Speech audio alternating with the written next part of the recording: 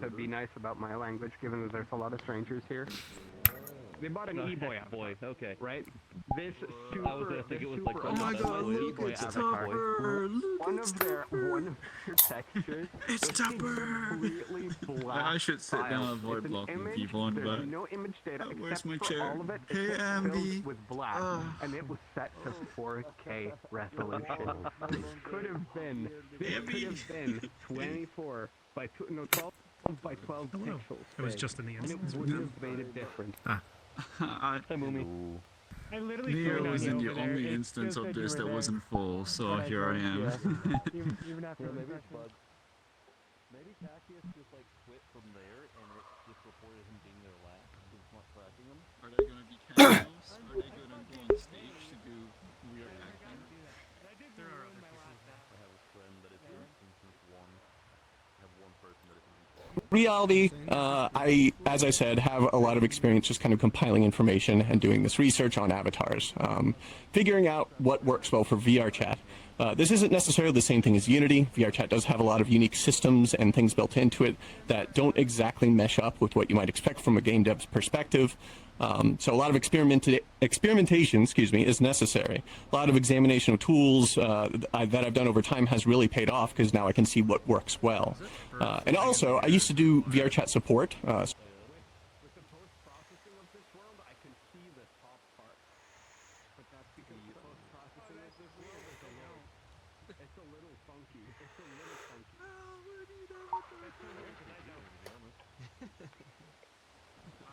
Right from the back, it's like the top one is like fading in and out. Like it looks like Morse code. Oh wait, I thought for a second. I didn't even show up on me. Oh, I see it. It's got a very specific angle.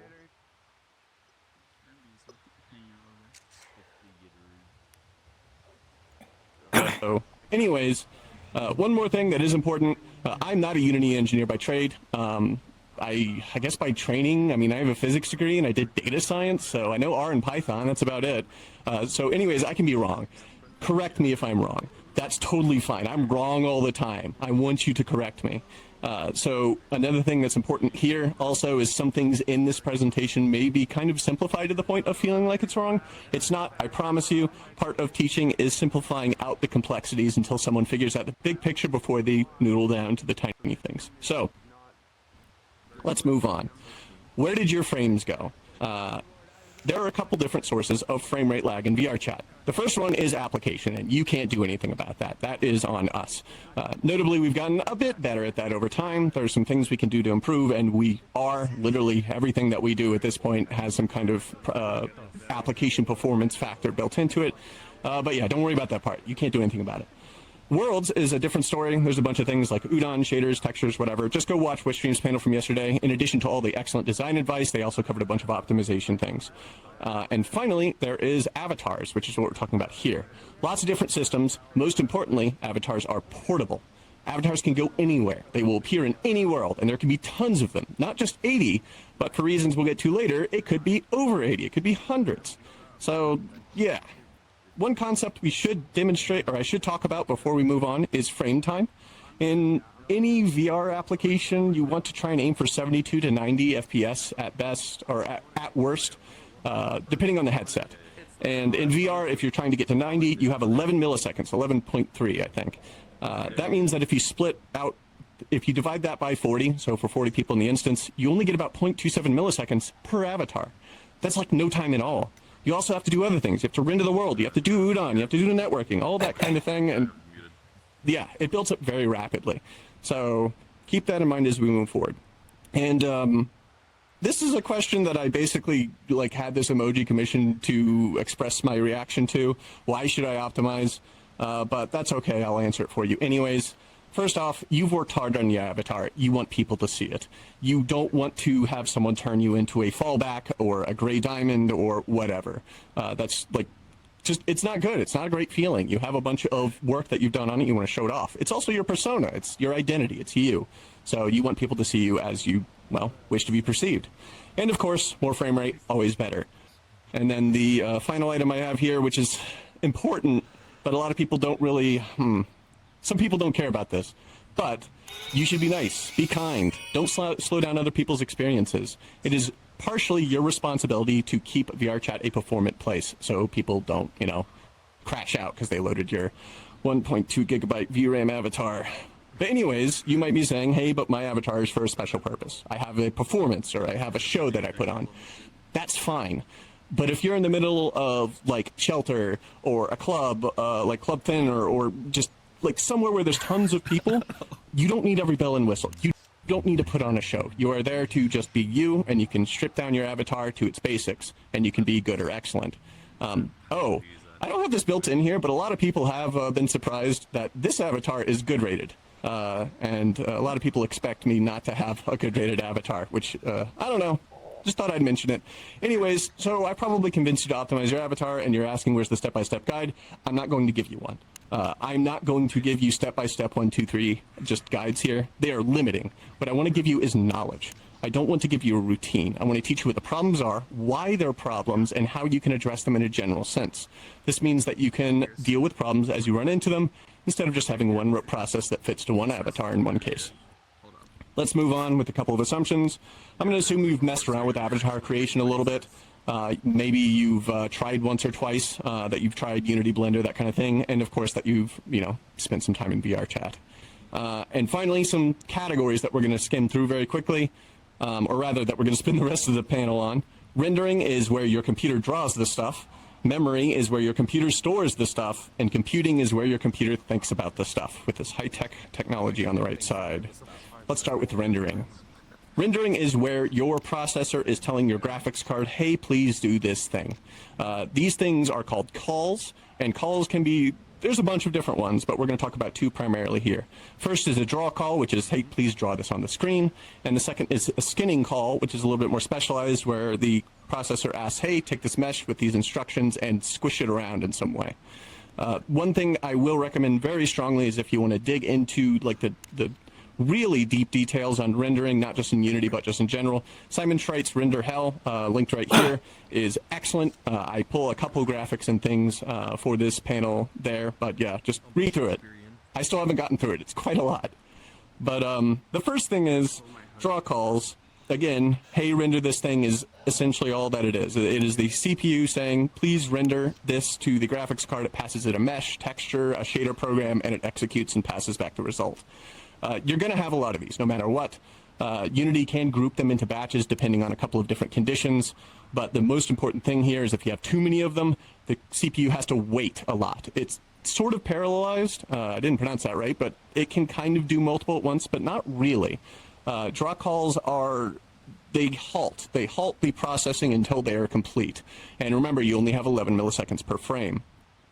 What uses draw calls? Draw calls come from two primary things: submeshes, which is material slots, as you'll see on the right side if it's not too small. One of my avatars here has 6 materials across the entire mesh that I use in the avatar, which means that mesh has 6 submeshes. Each one of those incurs a draw call, or more accurately, it depends on the shader, because you have shader passes. Shader passes are a draw call, and a pass in a shader is basically saying, hey, go over all of the pixels in this particular part of the drawing instruction and do a thing. Usually most shaders in VRChat are single pass. Not all of them are, but I'll get to that later. As a bonus, I'll talk about grab passes here. They are a way for you to tell the graphics card, hey, please stop, take a screenshot of what's currently rendered and give it back to me so I can do stuff with it.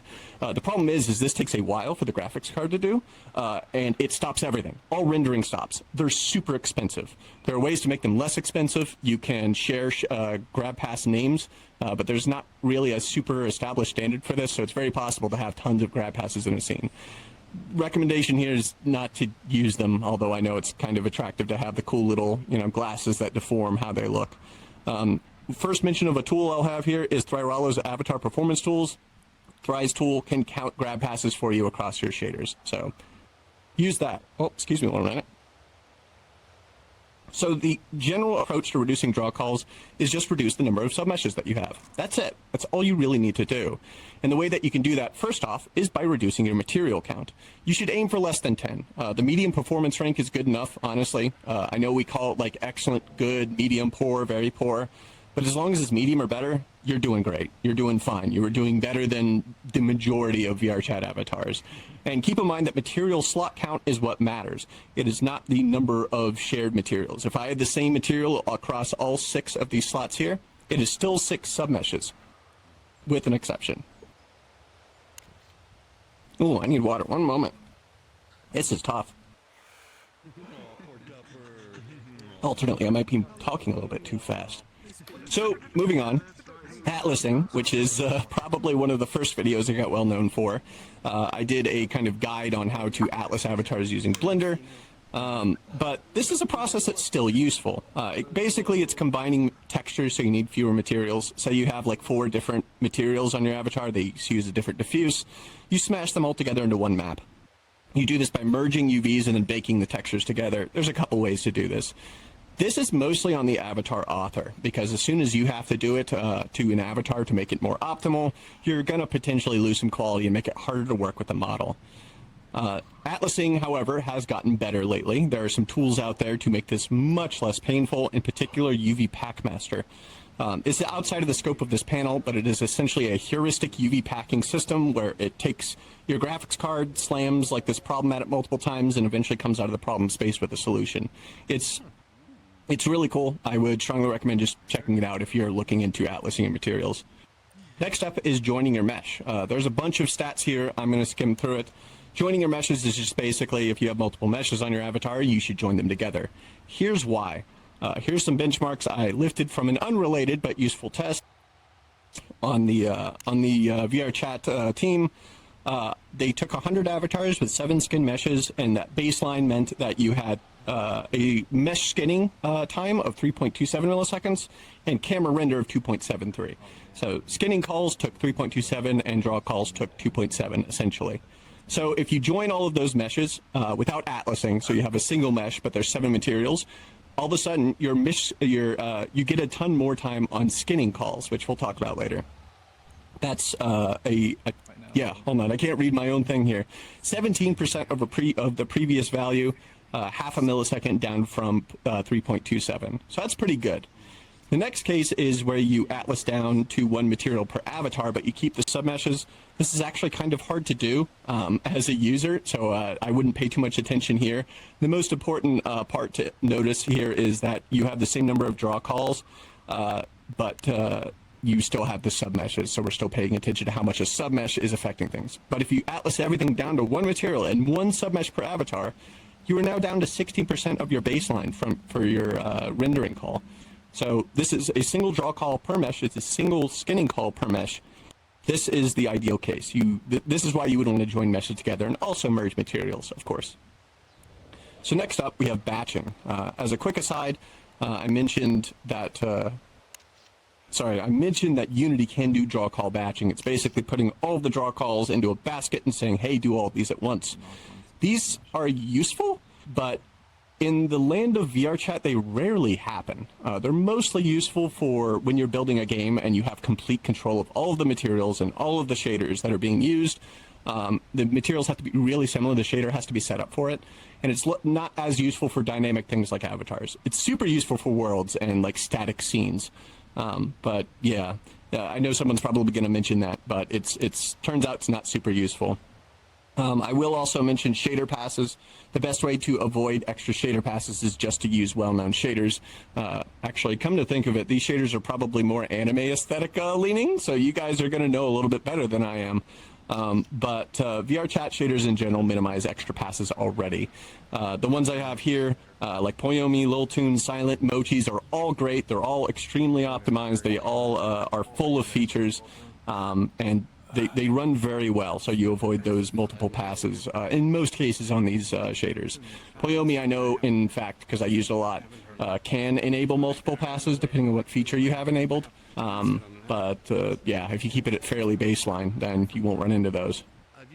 So moving on, some miscellaneous shader stuff, and this is where I'm going to catch some furry hate, I think. Not on the grab passes, which you should just avoid, but on tessellation. Tessellation is often used for fur shaders, and TLDR, it subdivides a mesh at runtime. It's very often used for fur. It's really expensive, especially on AMD due to some shenanigans NVIDIA pulled about 15 years back.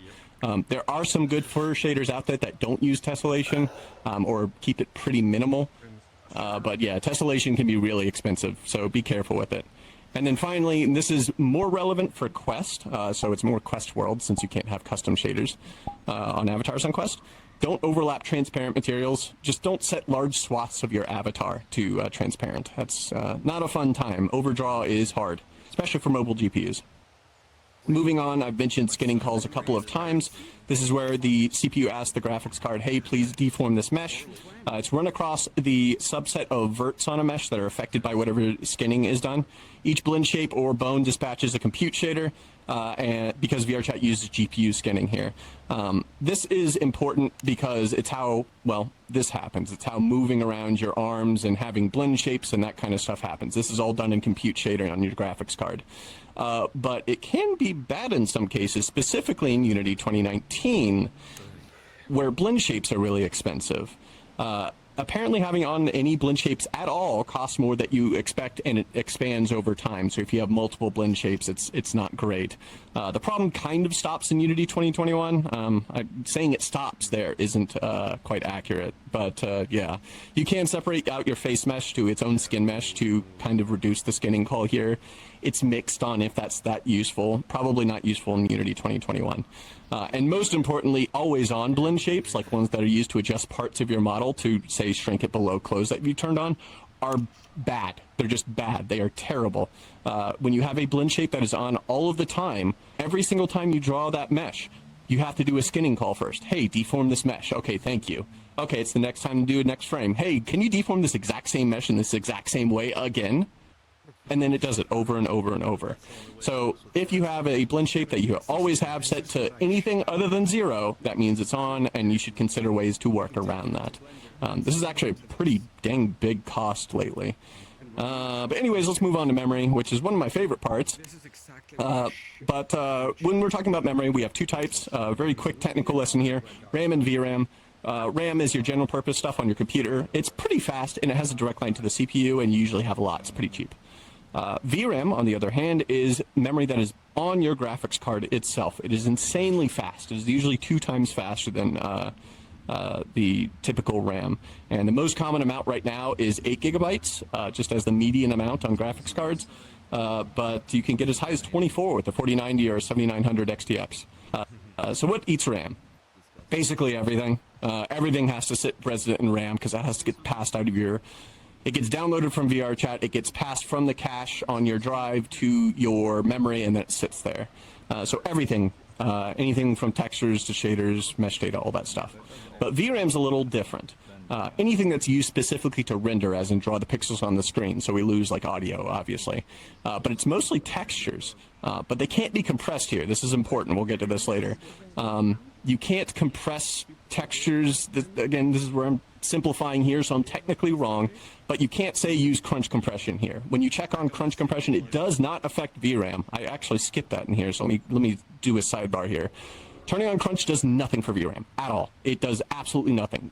Do not expect turning on crunch to affect your VRAM stat. In fact, you are spending a little bit more time to decompress and put that into VRAM from RAM. It's minuscule because crunch is a very fast algorithm, but either way, it's good to keep in mind. Mesh data, obviously, as well, and shaders are tiny at this point because you're really only passing in one set of instructions, so they're irrelevant.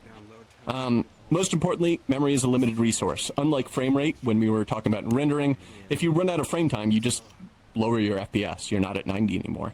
If you run out of memory, bad stuff happens. If you're out of VRAM, you start swapping to RAM. If you start running out of RAM, you start swapping to mass storage, or you just crash. If the Quest runs out of memory, it just falls over and dies. It has no alternative because the Quest only has just system memory. There is no VRAM. So anyways, this is pretty obvious, but or at least to me, it's a question I get a lot. But like, what's the biggest problem with avatars right now? Not just with memory, but with everything. It's texture size. That is it. There's not much else that really we're having problems with right now. and that we're seeing. That's why we added the VRAM stat. Download size isn't really representative of how people have done with their texture compression on their avatars. So yeah, it's just textures. And you don't need 13 different AK avatars, or 13 AK textures in your avatar. You do not. There are ways to work around it, and let's talk about it a little bit. So first off, textures have resolution. It's just like a picture. It's like 256 by 256 or 2K or 4K or whatever. Anytime that you take a texture and you go up by a power of 2, so from 1K to 2K, you're actually eating up 4 times more memory. Not 2 times, 4 times. And here's how you can kind of visualize it.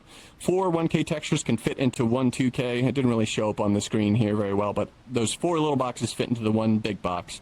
Textures sit in RAM and are passed to VRAM, and sometimes, and they'll sit resident in VRAM for a bit. We do clear these after a world change or 5 minutes after you last saw that avatar. So it does eventually clear out. So, like mesh problems, sorry, I'm getting off track a little bit. Like mesh problems, there we go. There's a very simple solution here.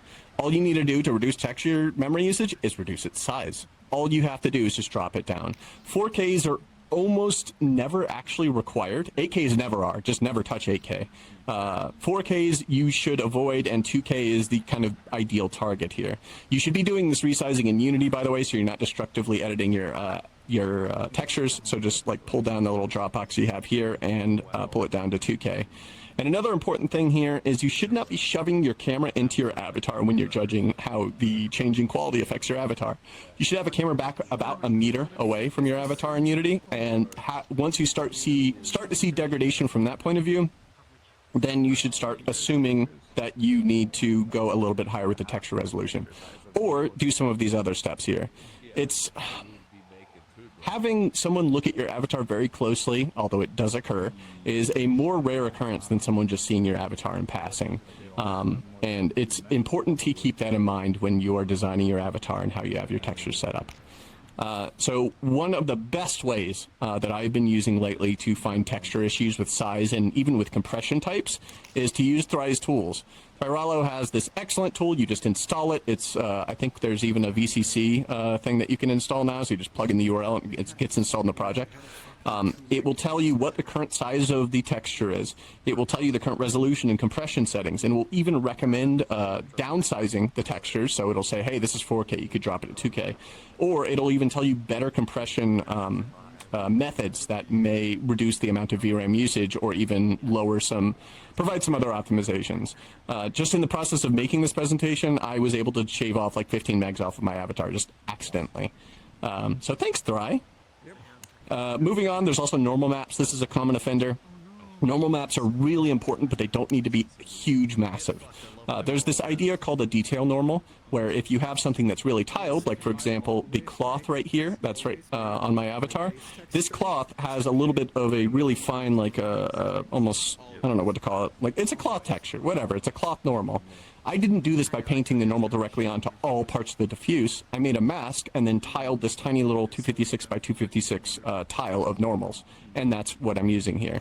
There's also some other features available in shaders, like stochastic sampling, which allows random textures to keep looking random. You don't have to have that weird tiling artifacting there. So moving on, we also have masks. Masks don't have to be huge, they can be tiny. They can be 512 and still work great. Experiment with it, just kind of look in the area where you have a division on the masks and figure out where your cutoff point is for your resolution. And diffuse, obviously. I've heard a lot, like, you know, if I down-res my diffuse texture, my tattoo gets fuzzy. This is a deeper topic, but it goes into the next thing, which is bad UV mapping. This is really hard to really fix, and it is a very common problem. I mentioned it before, kind of with the texture atlasing stuff. If your avatar has bad UV mapping, you're wasting a ton of texture space. So you could have the most amazing texture and the most amazing model, but if all of your UVs are shoved up into a corner, or you've got a bunch of space that's unutilized, you're just burning memory. It's doing nothing. Those pixels are still in the video card, and they do absolutely nothing.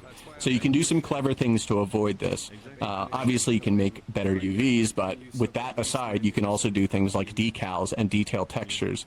As you can see on this model here, which is kind of like my public hangaround avatar, shoutouts Troynian, there is this little barcode that has the little VRChat logo on it. It is itsy bitsy on the avatar, but it is part of a higher resolution detail mask that I think is like, I don't know, a megabyte, but it's super clear on the diffuse because it's using the, I think that's using detail textures in particular.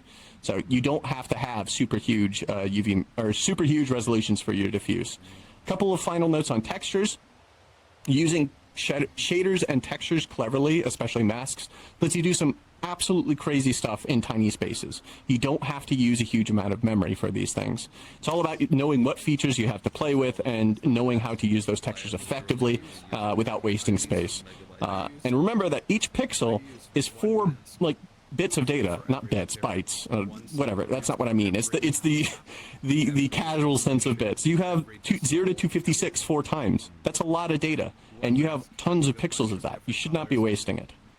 So I actually had some more notes that I wanted to squeeze in. The most powerful tool that you have is shaders. Learn to use and abuse the absolute shit out of these things. You should use the color ID maps, decals, detail normals, global masks. It allows you to squeeze in so much into your avatar without affecting other people's performance nearly as much. Again, this avatar is good rated. All of my avatars, well, that one's medium, but that's okay. That's Fizzbone's components.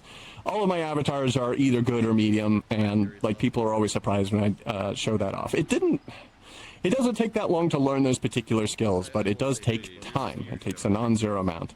Another thing that you can do to reduce memory usage is mesh data.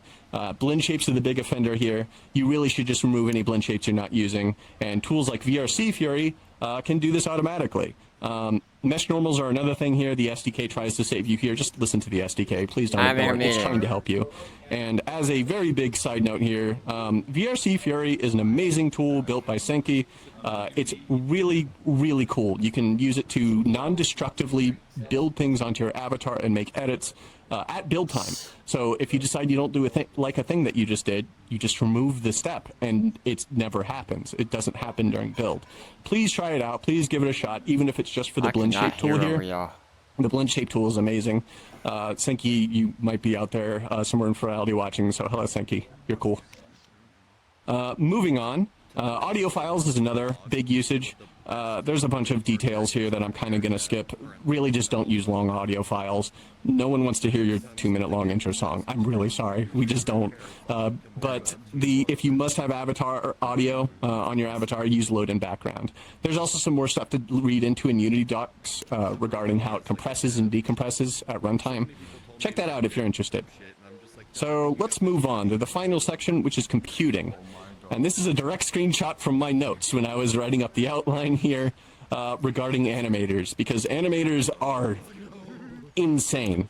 They are complete, Turing complete state machines. People use them to build game logic for their own Unity games, and you can build your own for your avatar. You have complete control over it. We even provide you with some state behaviors on how to do crazy stuff and affect the animator in ways that normally you'd have to script. You go watch Echo Sangin's panel from yesterday on Avatars 3. I think it was yesterday, but it's very good. It's really deep. I'm going to try and cover animators very light touch here, just the major big things that people should be avoiding. First off, you should realize that animators are programs. Since it's very possible to make a poorly performing program, it's also possible to make a very poorly performing animator. Another important part is that, seriously, go watch Echo Sangin's panel, but also animators are a black box. We don't know how they're executed. You guys don't have Unity source. You have no idea how the code is, you don't know how to best use the system in order to prevent issues with it. There are some tips if you dig around, especially from around the 2010, 2012 kind of era when Mechanim Dev was implementing the animator system. If you poke around the Unity forums, you can find some interesting information. And Unity Docs has some, they're thin. As usual, Unity documentation is thin on the subject. The first tip is very easy. Just use one animator. I assumed kind of during this that it would be a duh thing, but I looked through a couple of avatars just randomly, and people do actually use more than one animator sometimes. You never need to do that. More than one animator is always redundant, with the slight note I have here. One animator can do the work of many, many, many, many others, and per Mechanim Dev, one animator animating 1,000 properties is faster than 1,000 animating one each. So please, you should... For the level that this panel is delivered, you should never be using more than one animator, honestly. If you are, then you're doing something that's outside the scope of like this kind of level of technical talk. Moving on, there's also minimizing layer count. This one's straightforward. I mistyped something here, but basically the number of layers that you have, if you increase that, your performance proportionally gets worse. Every animator clip or animation clip and layer that you add also adds a little bit of memory usage. There's not really many numbers here. Again, I'm gleaning from a lot of information I've dug into forum posts by the guy who made this, but you just should keep it as low as you can. Thrice tool also, it's kind of faded out here because my play mode color is like this green color, but Thrice tool will tell you how many layers that you have. They have some numbers there. I'm just going to go ahead and assume that Thry has done a little bit of benchmarking and that their indicators for what's good and what's bad is good. They might be wrong. I don't know. Thry's usually right, though. They're smart.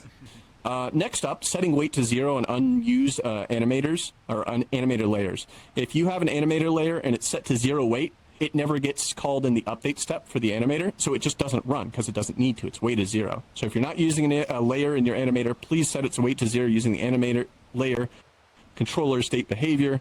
You will have to do this in another layer. This is kind of a smaller tip. It only really applies if you're handcrafting your own animators. But yeah, still. Next up on compute is constraints. We thought constraints were cheap like free, and they're not. And it's for a very silly reason. TCL helped me out a lot with this. TCL actually helped me out with a lot of this, so shout outs TCL. But constraint execution is multi-threaded. Like when you have constraints on your avatar, they're executed in parallel. But there's a prerequisite step that runs every frame where it sorts by the hierarchy in the entire scene. So it doesn't matter that they're that they're multi-threaded, because you still have to wait on a single serial process to complete. We have a dev update that talks about this back in February on the 16th. Please go read it. Also, shout outs to VRC Red that provided that graph there that shows basically the flat line there is FizzBones, which I'll talk about in a bit, and that line that just keeps going up linearly is constraints. But it doesn't go up linearly forever. It has this big performance cliff at 683, I think, that once you get past that point, the sorting takes so long that it like it's some kind of weird internal Unity thing. This is what kind of caught our attention because we saw some like clone prefabs that use thousands of constraints. Please don't use those. They're cool, but they're terrible. Use them in your own instance for recording or whatever you're doing. But yeah, you should really only be using about 15 constraints per avatar is what I'm getting at here. Once you get to about 600, 1/5 of your frame budget is being spent on constraints, which is nutty. This doesn't really... It might get better in next Unity versions. Again, I asked TCL, who's one of the people working on our Unity version upgrade, to check this out. Inconclusive if constraints get better, so just be careful. On the other hand, FizzBones are super optimized. Comparing them against Dynamic Bones is not even remotely fair. If you just stick with our performance rank numbers, though, you'll do fine. Those numbers were formed as part of our benchmarking progress here, or benchmarking process when we were developing FizzBones. Big shout out for Kiro. Kiro is the engineer that developed FizzBones. There were a couple people that worked on it, but it was primarily Kiro, and they did like magic work. And it utilizes, if you're a little bit more technically inclined, it utilizes Unity dots, which is just a different processing technique. We want to do more things with it because it lets us do things like this in parallel. Contacts are also the same thing. The VRChat contacts are pretty dang optimized, but they do have limits. We do have limits that are built in and are recommended. There are cases where if you use a ton of them, you can cause issues. We're working on these, but it may involve implementing hard limits. This is kind of your special developer at a panel sneak peek. The contacts, once you hit a huge amount, actually can like cause serious problems with VRChat. So probably going to have a very high up there, but still hard cap on contacts at some point in the future. Next up, Unity Cloth. I've had people ask me about this. The advice is very simple. Don't. It's not really good. It has tons of bugs in 2019, apparently. And we eventually just want to make our own VRChat Fizz Cloth, which is something that we've got this like itch for, but who knows if/when we'll get to it. Development is hard. And physics objects. Again, it's just kind of a don't thing. They do break a lot. They interact with our VRChat inherent systems quite a bit. I can't play GIFs in this, obviously, but like just imagine like the Gmod object stuck in a wall kind of thing. And that's what usually happens with the physical objects. Of course, for like flight colliders and stuff like that, at least until that breaks or has to get broken. I'm not going to talk about that anymore. Anyways, use Fizzbones instead where you can. I think that might be kind of it. I went faster than I expected, so I apologize if I rushed through things. I was a little nervous that I'd put too much in here. Hopefully you understand that the point of this panel was to teach you that knowledge is the important thing here, not process. Once you understand what's broken and what you need to pay attention to in the SDK, it's easier to fix these things because you see where the problem comes from. If I had to pick 3, though, out of all the things I've talked about today for people to focus on, it is textures, number 1, and then a huge gap, and then animators and draw call reduction. Textures are rough nowadays. Before I finish things up completely, though, one more thing I didn't cover here are polygons, and there's a reason for that. Polygons are really kind of a secondary effect of the other things I've talked about. Draw calls and skinning calls in particular their speed is a parameter of how many vertices you have on your avatar. They're a function of the number of vertices you have in your avatar. So the more you have, the more those cost. So a lot of people say that polygons don't affect performance or things along those lines. That's just wrong. There are cases where polygons can absolutely cause lots of problems, especially when it comes to things like multiple shader passes or skinning, stuff like that. Blend shapes especially. Generally, just keep polygons as low as you can. I know our limits can feel, well, limiting, but they're there for a reason. But anyways, I think, I wanted to give some thanks to people out there, in particular Furality and the Furality team for inviting me and also for running Furality. I've been watching you guys from the start. If you'll forgive my slight bit of vulgarity, you guys are fucking nuts. This is crazy. I've gone to Furality before and run around, but it's insane that the coordination that the team puts together, the worlds that they've worked on, it's great. It's easily the smoothest running event that we have in VRChat, just bar none. TCL and Kiro, as well as a few other members of the VRChat team for helping to fact check me just in general and also for this. Also, of course, every VRChat creator, everyone who creates worlds, avatars, Udon, shaders, tools, prefabs, whatever. All of you are amazing. Please keep doing what you can until we get creator economy out, and then we'll start getting some money for you. And then, of course, finally, thank you to every kind-hearted VR chatter out there. You in particular, and you know who you are why people love this place and why people come here and they find friends and they find family. The internet can be kind of a rough place sometimes, but you are the reason that people stick around. So yeah, I think that's it. I'm done. I got 12 minutes left. Thank you, Tupper. Thank you. Thank you, Mama Tupper. Yeah. Hello, Fire. I have questions from the community for you. Oh boy. Okay, let's do it. Where should I stand? I'm gonna stay on my short box. Stay in your box, you know, that way we can meet eye to eye. I see. Let's see. I have one question here from a name that I can't quite pronounce, but they ask, what's the largest avatar you've ever had to optimize? Ooh, see, the word largest is interesting. So, person that Firen can't pronounce the name of, the largest avatar is... So file size is one thing, right? File size isn't exactly the main thing that you're aiming for here, but a lot of people like doing that because they don't want to, have huge avatars. VRAM is really the big thing that I've been paying attention to lately. I have worked on avatars that have upwards of 1.2 to 1.4 gigabytes. That's 1,400 megabytes of VRAM usage. And it is almost always in just absurd usage of 8K textures, just complete ignorance of shader features, things that are done on top of each other, redundant things. Those are tough, mostly because those usually come as part of something that's like a... there's not much regard for performance in general, so there's just, yeah, sure, like the air filters out, but then the rest of the car is on fire. That kind of thing. So those can be tough, but that's probably the answer there. Perfect. Thank you so much. I've got another question here from Manu8. They're asking, what are good fur shaders without tessellation? Whoa. You guys are going to know better than me. I don't have any fur on me yet. There is, I know excess fur, like that was the last time I really looked into one that was like heavily optimized. Shishi has done excellent work on that. I think there's a couple more out there. but this is an exercise left to the reader a little bit, unfortunately. I don't have much knowledge in this direction. I'll start to gain it, I'm sure, as soon as people watch this panel and say, hey, I know this shader, and then can poke through it and see that.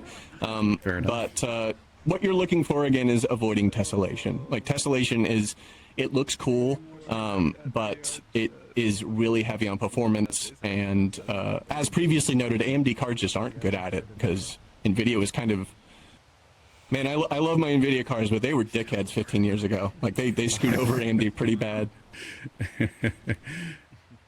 Let's see. I have another question here from Chalet Dragon asking, why does VRC currently use an older version of Unity?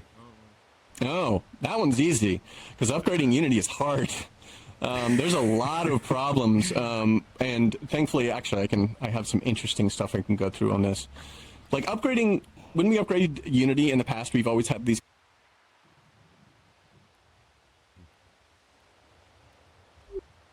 Oh, crap.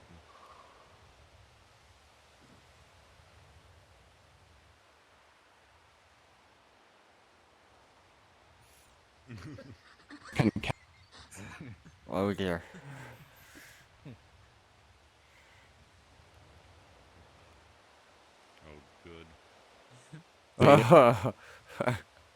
going right.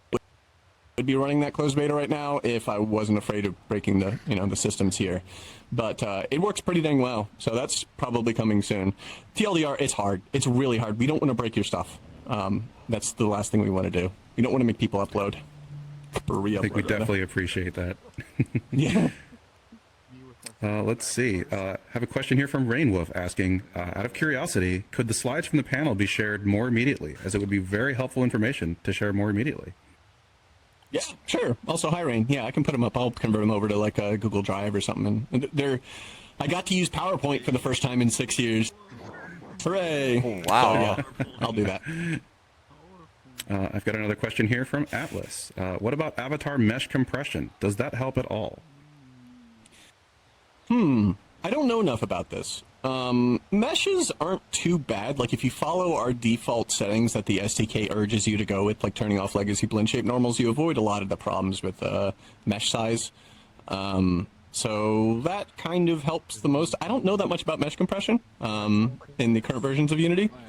Don't have an answer for you. I can do more research into it, though. Like, textures are still the biggest thing. Like, I didn't really cover it here, but textures are almost always like way bigger than the mesh that's being used up in VRAM. We don't even list it actually in the stats. That's just textures. There's no mesh information included in that. That's how big of a difference it is. Good to know. Let's see. Got another question here from Aramel. How many particles to be optimized? I mean, I could be a jerk and say 0 because that is the correct answer. I mean, the performance rank system has decent limits on there, but they're pretty harsh on things like mesh particles, because those are, you have unknown values there. Like, we can't dig super deep into how the particle system reacts in certain ways, because it's kind of, it's non-deterministic behavior. So it could act differently in different ways. Particles are rough. The Unity particle system is a little bit crusty. I think they replace it with the FX graph, or they don't replace it. Like, that's meant to be the replacement in future pipelines. But follow the numbers on the performance ranks as best you can.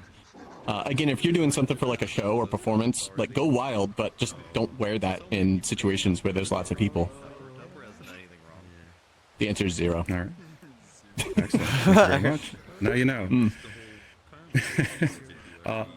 Another question here from Brekia Sharp. Does using the same texture file in multiple places affect performance in the same way that using the same material multiple times can cause more draw calls? So I'm not sure if this is shader dependent or if Unity is smart enough to like reference the same thing over and over. I'm 90% sure that if you use the same texture in multiple places, it optimizes that out for you. I may be incorrect. This may depend on actually how the shader is implemented.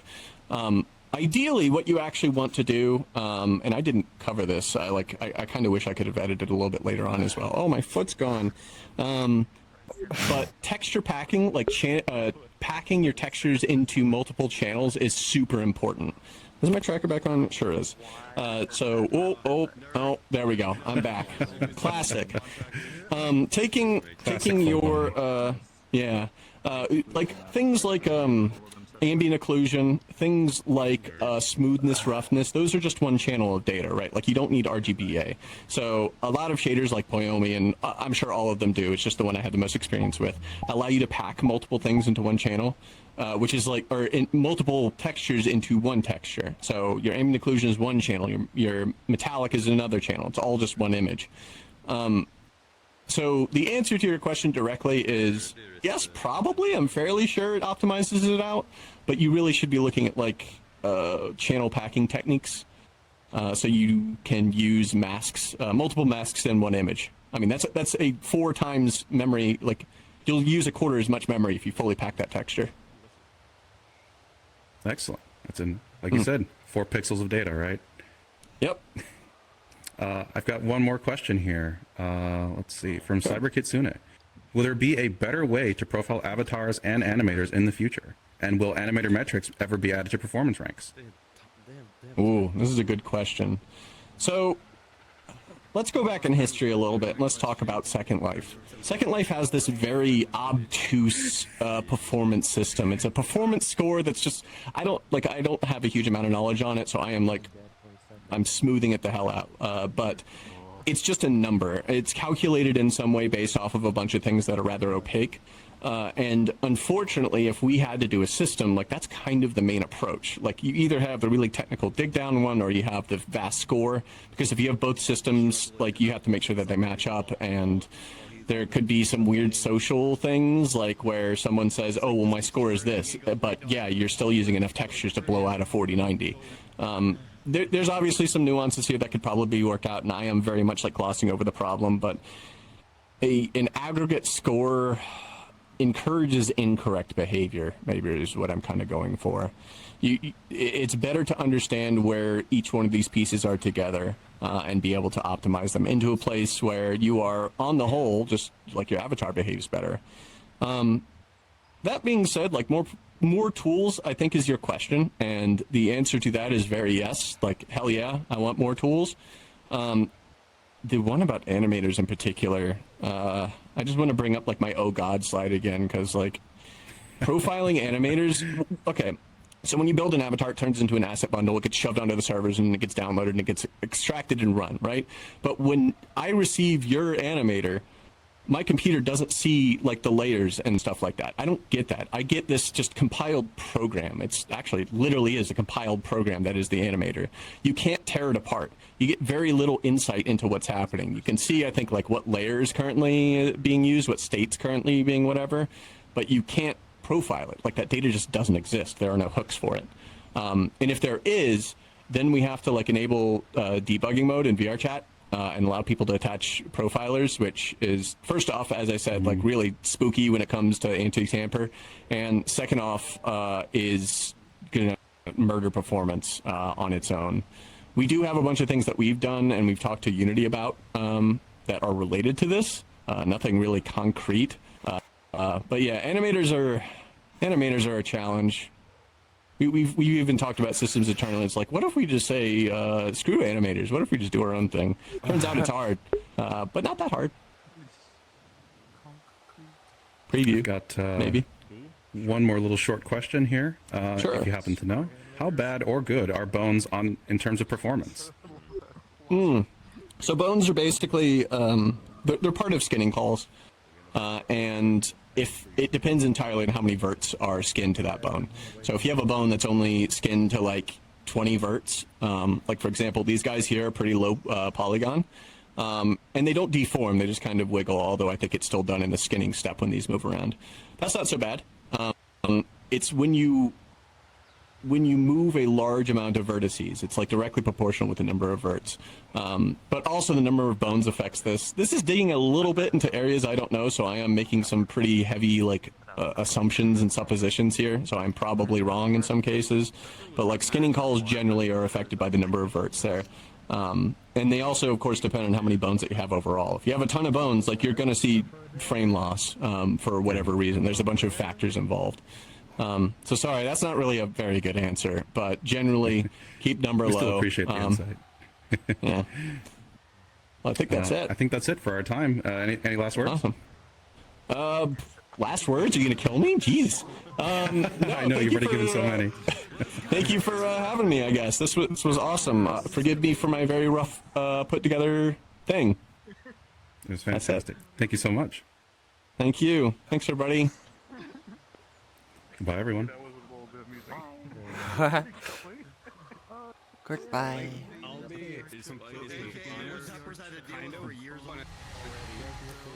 Kind of feel like talking to the people about this, but like